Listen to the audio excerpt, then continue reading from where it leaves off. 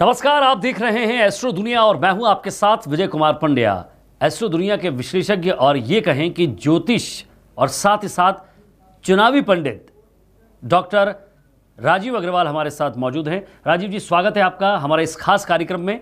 राजीव जी, सबसे पहले तो आपसे जानना चाहेंगे, आज शेयर मार्केट की बात बाद में करेंगे, राशियों की बात बाद में करेंगे, साथ ही साथ जो ग्रहों की चाल है उनकी बात बाद में होगी। सबसे पहले ग्रहों की चाल यूपी में क्या चल रही है और किस तरह से मोदी के ग्रह जो हैं किस तरह से पावरफुल हुए या बीजेपी के ग्रह पावरफुल हुए, क्या कहेंगे? सबसे पहले उसके बारे में जानना कि दबंग न्यूज़ के 28 जनवरी के एपिसोड में जी हम लोगों ने 5 विधानसभा चुनावों का विश्लेषण किया था ज्योतिषीय आधार पे, और उसमें विशेष रूप से हमने यूपी पे ज़्यादा डिटेल बात की थी। लेकिन उससे पहले 2-3 एपिसोड पहले भी हमने दबंग न्यूज़ पर यूपी चुनाव को लेके एक छोटी सी भविष्यवाणी की थी। उसी को हमने 28 जनवरी को और विस्तृत किया था जी। तो दर्शकों, आपको याद होगा उस समय हमने आपको 2-3 बातें कही थी।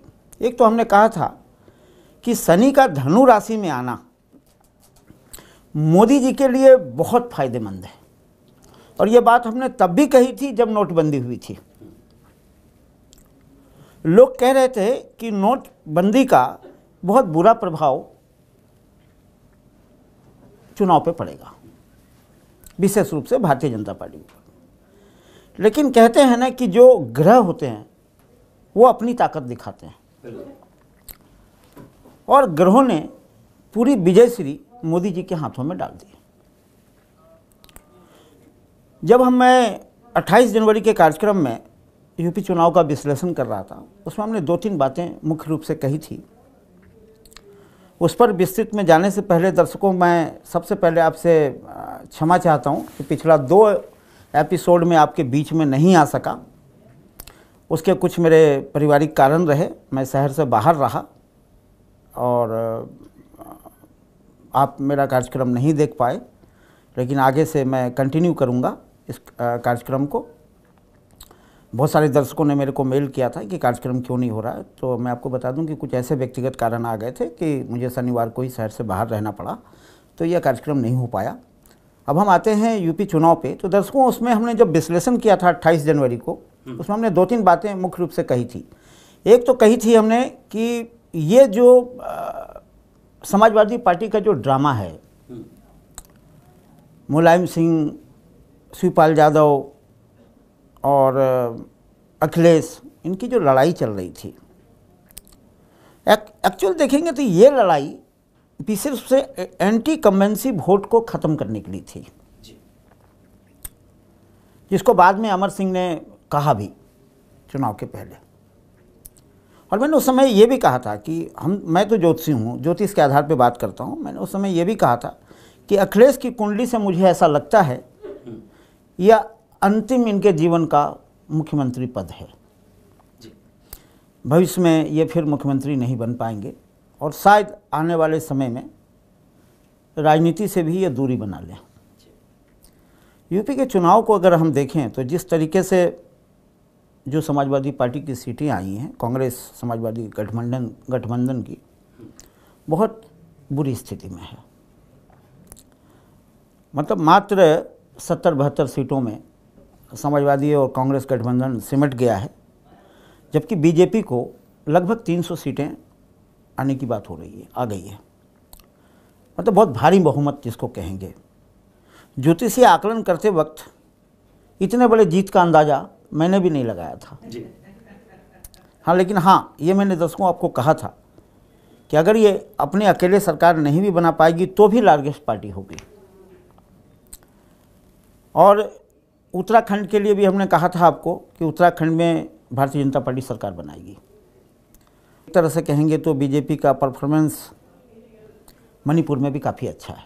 गोवा में भी अभी हम ये नहीं कह सकते कि हाल क्या रहेगा। हाँ, क्या रहेगा, बराबर के टक्कर चल रहे हैं। और जब इस कार्यक्रम को मैं रिकॉर्ड हो रहा है तो उस समय की स्थिति जो है वो लगभग बीजेपी को 18 सीटों की है। लेकिन जो उत्तर प्रदेश है वो देश का धड़कन है। उत्तर प्रदेश से भारतीय जनता पार्टी का इतनी बहुमत से जीतना, ज्योतिष के उस सिद्धांत पे मोहर लगाता है कि धनु के शनि ने मोदी जी के हाथ बहुत मजबूत कर दिए। और बहुत पहले दोस्तों मैंने एक फोरकास्ट और भी किया था, जब मैं नए वर्ष की भविष्यवाणी कर रहा था फर्स्ट वीक जनवरी में, तब मैंने कहा था कि 2019 के चुनाव में भी मोदी जी रहेंगे। तो इस चुनाव परिणाम को तो देख के लगता है कि 2019 का चुनाव भी मोदी जी के पक्ष में जा सकता है। और ख़ास करके मैं ग्रहों को देखूं तो ग्रहों से मुझे लगता है कि 2019 का जो लोकसभा चुनाव होगा वो भी मोदी जी के पक्ष में होगा। आप देखिए, ग्रहों का खेल देखिए कि कई ऐसी घटनाएं इस चुनाव के दौरान हुई जो आज तक नहीं हुई थी। जैसे आप देखिए कि 70 साल के इतिहास में किसी भी प्रधानमंत्री ने रोड शो नहीं किया था। ये पहली बार ऐसा देखने को मिला कि श्री नरेंद्र मोदी ने रोड शो किया यूपी में। मतलब प्रधानमंत्री लोगों के दरवाजे तक गए और 5 घंटे का रोड शो बनारस में हुआ।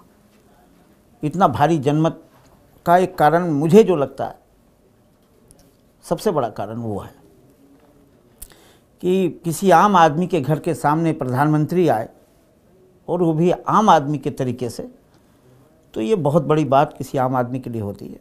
अब हम ग्रहों की परिभाषा से बात करें तो इस चुनाव परिणाम के बाद आगे देश की स्थिति क्या होगी, और ग्रहों के आईने में हम इसको देखने का प्रयास करें तो मुझे लगता है कि इस चुनाव के बाद निश्चित रूप से उत्तर प्रदेश की स्थिति में बहुत सुधार होगा।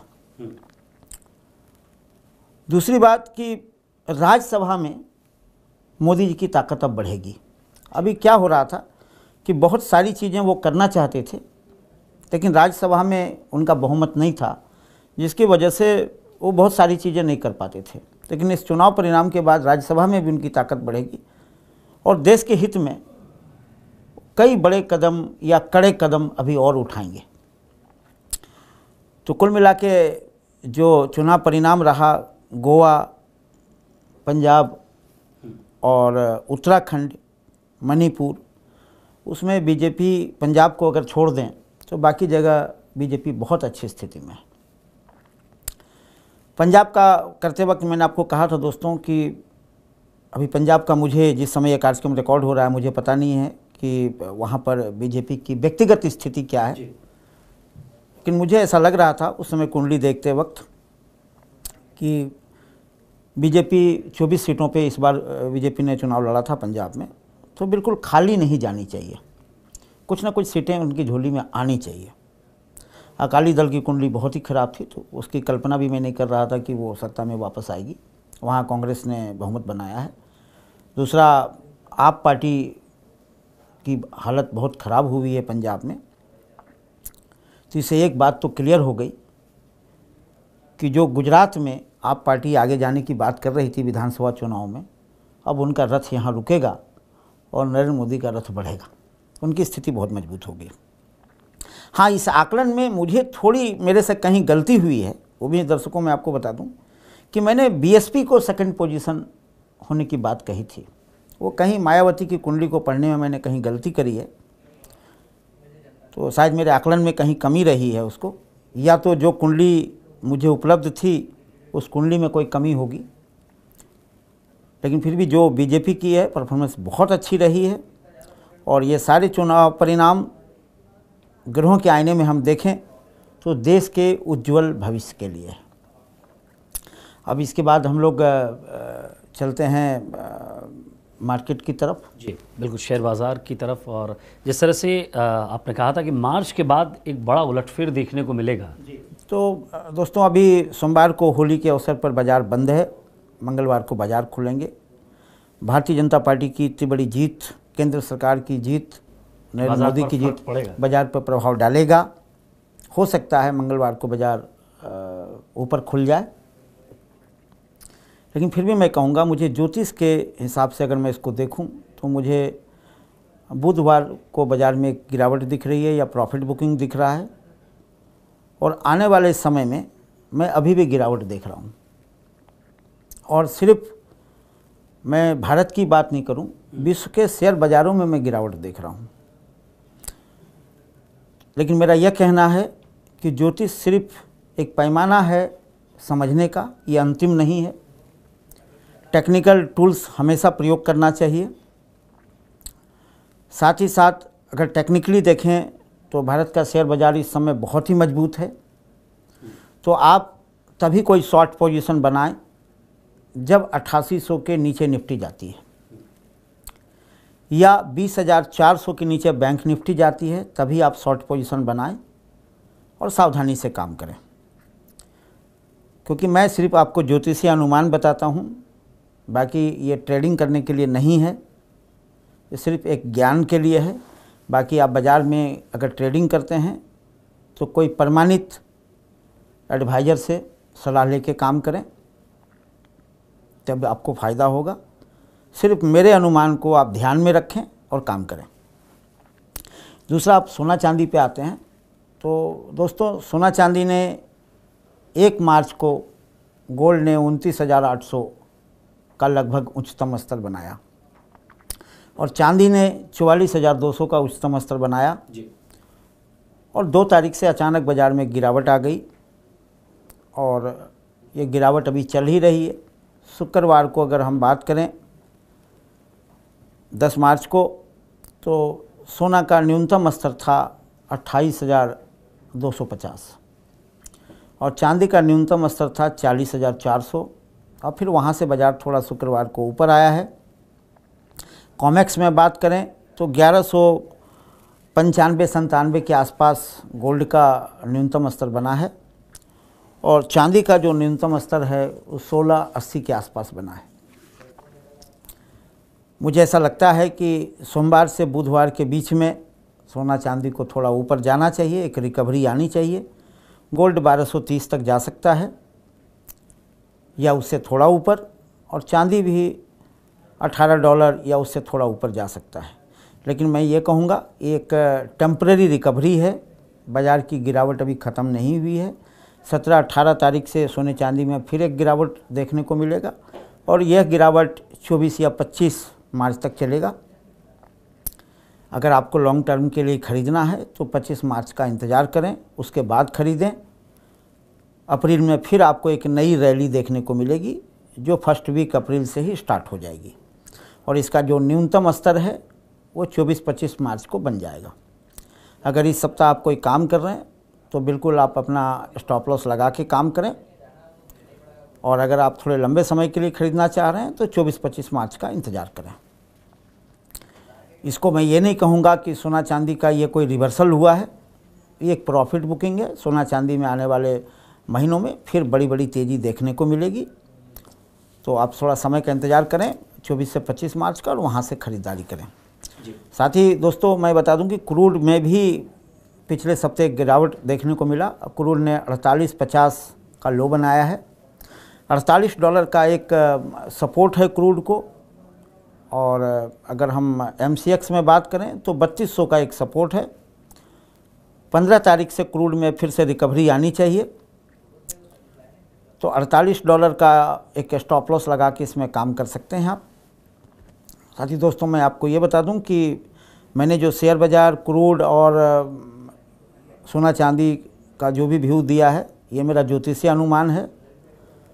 इसमें कोई भी काम आप अपनी जिम्मेदारी से अपने सर्टिफाइड एडवाइज़र की मदद से करें। आपके किसी नुकसान या फ़ायदे के लिए मैं व्यक्तिगत राजीव प्रकाश अग्रवाल, एस्ट्रो दुनिया या दबंग न्यूज जिम्मेदार नहीं है। अब इसके बाद बाज़ार के बाद हम लोग बढ़ते हैं राशिफल की तरफ। जी बिल्कुल। सबसे पहले मेष राशि की, हाँ, मेष राशि की बात करें तो यह जो सप्ताह है मेष राशि वालों के लिए बहुत अच्छा है। व्यापार में लाभ होगा, साझेदारी के कार्यों में भी लाभ के अवसर मिलेंगे।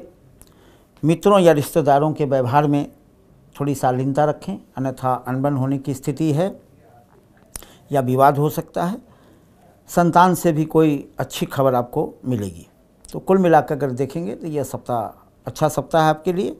और इस सप्ताह के जो शुभ दिन हैं वो 12, 13 और 14 मार्च है, और जहां थोड़ी सावधानी रखनी है वो है 17 और 18 मार्च। अब मेष राशि के बाद चलते हैं कालचक्र की दूसरी राशि वृष राशि।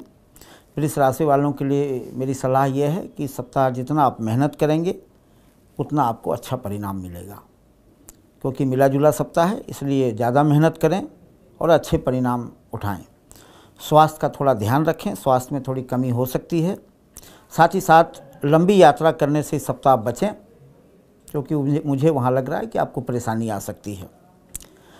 कुल मिलाकर यह सप्ताह थोड़ा संघर्ष का सप्ताह है और इस सप्ताह के जो शुभ दिन हैं वो हैं 15-16 और जहाँ सावधानी बरतनी है वो है 11 मार्च।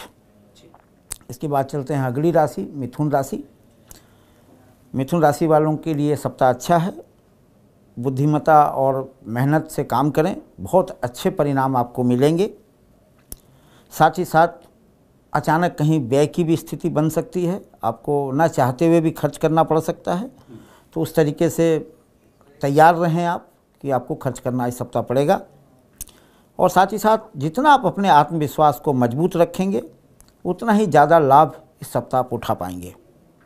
आर्थिक स्थिति में बात करें तो उतार चढ़ाव तो होगा, लेकिन कुल मिलाकर अगर सप्ताह का अंत देखें तो मजबूती में रहेंगे। इस सप्ताह का जो शुभ है दिन है वो 17 और 18 मार्च है और जहां आपको सावधानी बरतनी है वो 13 और 14 मार्च है। इसके बाद हम चलें अगली राशि कर्क राशि की तरफ। कर्क राशि में परिवार में विवाद की स्थिति आ सकती है। आप अपने गुस्से पे कंट्रोल करें, शांति बनाए रखें। ऐसी कोई स्थिति आती है तो उसको शांति से निपटाएं। आर्थिक जहाँ तक सवाल आर्थिक स्थिति का है तो वो आपका मजबूत रहेगा। व्यापार में भी लाभ होगा और जो लोग तकनीकी क्षेत्रों में कार्य कर रहे हैं या मीडिया के जो लोग हैं इस सप्ताह उनको ज़्यादा लाभ मिल सकता है। इस सप्ताह जो आपके शुभ दिन हैं वह हैं 12, 13 और 14 और जिन दिनों में आपको सावधानी रखनी है वो है 15 और 16 मार्च। अब कर्क राशि के बाद हम आगे बढ़ते हैं सिंह राशि की तरफ। तो सिंह राशि वालों के लिए थोड़ा स्वास्थ्य का इस सप्ताह विशेष रूप से आपको ध्यान रखना है, क्योंकि स्वास्थ्य में मुझे थोड़ी परेशानी दिखाई दे रही है। लेकिन आर्थिक पक्ष की जहाँ तक बात है वहाँ आपका भाग्य का आपको साथ मिलेगा। नौकरी या व्यवसाय दोनों क्षेत्र में जो लोग हैं उनको लाभ के अवसर प्राप्त होंगे। साथ ही साथ आप नए वाहन भी खरीदने की योजना बना सकते हैं या ये सप्ताह खरीद सकते हैं। साथ ही साथ आपका कोई काम बहुत दिनों से रुका हुआ है तो इस सप्ताह होने की पूरी संभावना है। अचानक धन लाभ के योग आपके बन रहे हैं। इस सप्ताह के लिए जो आपका शुभ दिन है वो है 15 और 16 मार्च। जहाँ थोड़ी आपको सावधानी रखनी है वो है 17 और 18 मार्च। अब सिंह राशि के बाद अगली राशि आती है कन्या राशि। कन्या राशि के लिए यह सप्ताह बहुत आनंद और उत्साह देने वाला है। आप किसी भी विषय को लेकर भावुक हो सकते हैं तो थोड़ी अपनी भावुकता पर कंट्रोल रखें। साथ ही साथ कुछ नए कार्य की योजना भी आप बना सकते हैं जो भविष्य में जाके आपको लाभ देगा। पति पत्नी के आपसी रिश्ते में मैं कहूँगा कि थोड़ा बहुत अनबन हो सकती है, तो वहाँ थोड़ी मधुरता बनाए रखें ताकि ऐसी स्थिति ना आए और खटपट ना हो। साथ ही कुल मिला के देखें तो हर तरह से ये सप्ताह अच्छा है। और आपका जो शुभ दिन है इस सप्ताह में वो है 12 मार्च और जहाँ थोड़ी सावधानी रखनी है वो है 14 और 15 मार्च। अब कन्या के बाद अगली राशि आती है तुला राशि। तुला राशि वालों के लिए सप्ताह एंजॉय करने वाला है, आनंददायक है। कुछ अच्छी खबरें आपको इस सप्ताह मिल सकती हैं जिससे आपका मन बहुत प्रसन्न होगा। अगर कोई साझेदारी का काम आप कर रहे हैं, पार्टनरशिप के किसी काम में हैं, तो वहाँ थोड़ा विशेष रूप से ध्यान रखें, वहाँ कोई नुकसान उठाना पड़ सकता है। साथ ही आपको बड़े भाइयों से भी सहयोग मिलेगा, मित्रों से भी सहयोग मिलेगा। कोई काम आपका रुका पड़ा है तो उसके पूरे होने की पूरी संभावना इस सप्ताह है। इस सप्ताह के जो आपके शुभ दिन हैं वो 14 और 15 मार्च हैं और जहाँ आपको ध्यान रखना है वो है आपका 12 मार्च। तुला के बाद अगली राशि आती है वृश्चिक राशि। वृश्चिक राशि वालों के लिए भी यह सप्ताह काफ़ी अच्छा सप्ताह है। मान प्रतिष्ठा में आपकी वृद्धि होगी। लाभ की मात्रा भी इस सप्ताह आपकी अधिक रहेगी। भाग्य का पूरा सहयोग मिलेगा, इसलिए आपको जमकर मेहनत करनी चाहिए। हाँ, ये ज़रूर मैं कहूँगा कि अहंकार न करें। किसी सफलता से आप में घमंड नहीं आनी चाहिए, अहंकार नहीं आना चाहिए। साथ ही साथ आप किसी धार्मिक स्थान की यात्रा भी सप्ताह कर सकते हैं। आपके लिए जो शुभ दिन है वो है 12, 13 और 14 मार्च और जहाँ ध्यान रखना है वो है 15 मार्च। अब वृश्चिक के बाद मकर राशि। मकर राशि वालों के लिए भी इस सप्ताह में अचानक धन प्राप्ति के योग बन रहे हैं।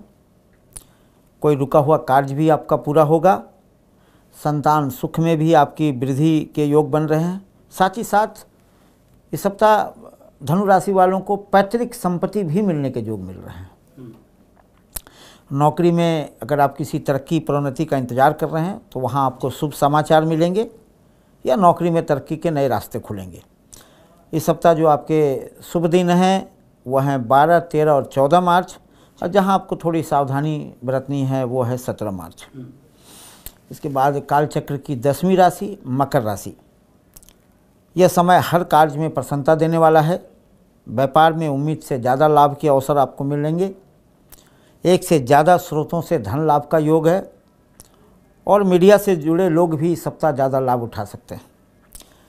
इस सप्ताह के लिए जो शुभ दिन हैं वह हैं 15 और 16 मार्च, और जहां आपको सावधानी बरतनी है वह है 12 मार्च। कालचक्र की 11वीं राशि कुंभ राशि। कुंभ राशि वालों के लिए यह सप्ताह थोड़ा खर्च पे कंट्रोल रखें, क्योंकि आपके खर्च बढ़े हुए होंगे। लेकिन जहाँ तक आपके व्यापार का सवाल है वहाँ मुझे लाभ के योग दिखाई दे रहे हैं, और उच्चाधिकारियों से भी आपको अच्छा सहयोग मिलेगा। कोर्ट कचहरी में कोई मामला आपका चल रहा है तो वहाँ भी आपको सफलता मिलेगी। आपके लिए जो शुभ दिन हैं इस सप्ताह के वो हैं 17 और 18 मार्च, और जहाँ थोड़ी सावधानी बरतनी है वो है 12 और 13 मार्च। काल चक्र की अंतिम राशि मीन राशि। आपके रुके हुए कार्य पूरे होंगे इस सप्ताह। मकान वाहन खरीदने के भी योग इस सप्ताह बन रहे हैं। धार्मिक यात्रा भी साथ ही साथ आप करेंगे। इस सप्ताह अधिक लाभ और अधिक खर्च दोनों के योग बन रहे हैं। लाभ ज़्यादा होगा तो खर्च भी बढ़ेगा। हाँ, लेकिन ये जो खर्च होगा ये भौतिक सुख सुविधाओं को बढ़ाने के लिए होगा। इस सप्ताह के जो आपके शुभ दिन हैं वो हैं 12 और 13 मार्च, जहां आपको थोड़ी सावधानी बरतनी है वो 15 और 16 मार्च है। तो दोस्तों ये थे इस सप्ताह के राशिफल। अब हम लोग फिर से ये कल होली है जी, तो होली में दोस्तों अगर आपको किसी तरह की परेशानी चल रही है नौकरी में या और किसी चीज़ में, काम धंधे में, तो मैं आपको एक सुंदर उपाय बताने जा रहा हूँ कि कल होलिका जलेगी, उस होलिका में जाएं और थोड़ी पीले चावल और थोड़ी मिठाई रख के आप वहाँ पूजा करें होलिका की। और अगर आपका आर्थिक पक्ष है तो ओम श्री महालक्ष्मी नमः का जाप करें। और विशेष रूप से होलिका में की गई आपकी पूजा निश्चित रूप से आपके व्यवधानों को खत्म करती है। ये हमारी धार्मिक परंपरा चली आ रही है। तो कल होलिका के दिन इसका आप लाभ उठाएं और अपनी परेशानियों को कम कर सकते हैं। तो इसके बाद जो है हम लोग फिर से लौट के आते हैं ये चुनाव पे। अब देखिए ये जो पांड्या जी जो चुनाव हुआ यूपी में 300 सीट बीजेपी को आना, उत्तराखंड में 50 से अधिक सीट बीजेपी को आना। राजीव जी एक अहम बात हम दर्शकों को बताना चाहेंगे, इसमें क्या पर्टिकुलर बीजेपी की कुंडली ने काम किया या फिर मोदी लहर थी या मोदी के ग्रह ऐसे अभी हैं कि जो वो काम करेंगे उसमें सफलता है? नहीं, देखिए भारतीय जनता पार्टी की कुंडली भी इस वक्त बहुत अच्छे दौर से गुजर रही है। लेकिन साथ ही साथ हम कहते हैं ना कि सेनापति का, कमांडर का भी भाग्य अच्छा होना चाहिए। तो इस समय आप देखेंगे तो नरेंद्र मोदी का, मैंने हर बार जब भी नरेंद्र मोदी की बात की है अपने कार्यक्रमों में, मैंने हमेशा कहा है कि शनि जब तक वृश्चिक राशि में चला तब तक मोदी जी को बहुत सारी परेशानियां आई हैं, और वृश्चिक राशि से शनि जैसे ही निकला मोदी जी के हाथों को उसने बहुत मजबूत कर दिया। और इसका सीधा सीधा जो परिणाम को देखकर आप अंदाजा लगा सकते हैं जी। मतलब किसी राजनीतिक पंडित ने भी ये नहीं सोचा होगा कि इतने बड़ी जीत हो सकती है।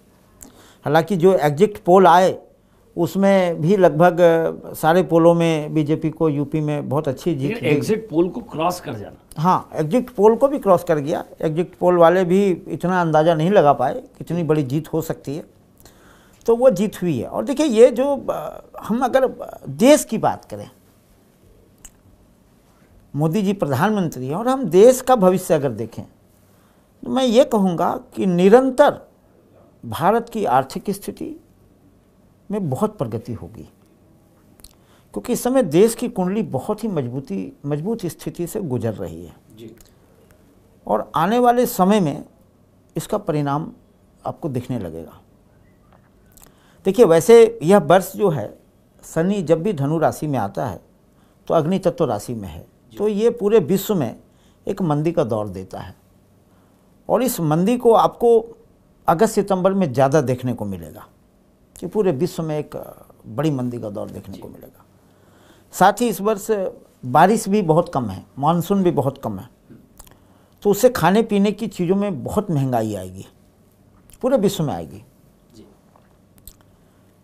और आप खास करके देखेंगे मई जून जुलाई में, तो ये जो मौसम विभाग है वो भी कहने लग जाएगा कि बारिश में बहुत कमी है। तो उसमें ये जो स्थिति आएगी तो उसमें अनाजों के दाम बहुत बढ़ेंगे, पूरे विश्व स्तर पर बढ़ेंगे जी। खास करके सोयाबीन्स के, खाने वाले तेलों के, शक्कर के, इनके हिस्टोरिक हाई बनेंगे। लेकिन फिर भी मैं कहूँगा कि विश्व की तुलना में भारत की स्थिति बहुत मजबूत होगी, ये इस चुनाव परिणाम से क्लियर दिख रहा है। तो राजीव जी ने जिस तरह से बताया कि मार्केट कैसे रहेगा और आने वाले मार्केट में किस तरह से आप सावधानी पूर्वक काम कर सकते हैं, साथ ही साथ चुनाव परिणामों पर भी हमने बात की। और जिस तरह से जो जनवरी का हमारा शो था 28 जनवरी का, उस शो में आपने ये कहा था कि जो स्थितियां बनने वाली हैं या जो स्थितियां बन रही वो आगे इसके परिणाम देखने होंगे, और शायद परिणाम वहीं आसपास नहीं कहें कि सटीक परिणाम है। बहुत बहुत शुक्रिया राजीव जी हमारे इस शो में आने के लिए और हमारे दर्शकों को अपनी बात पहुंचाने और सारे दर्शकों को होली की बहुत बहुत शुभकामनाएं।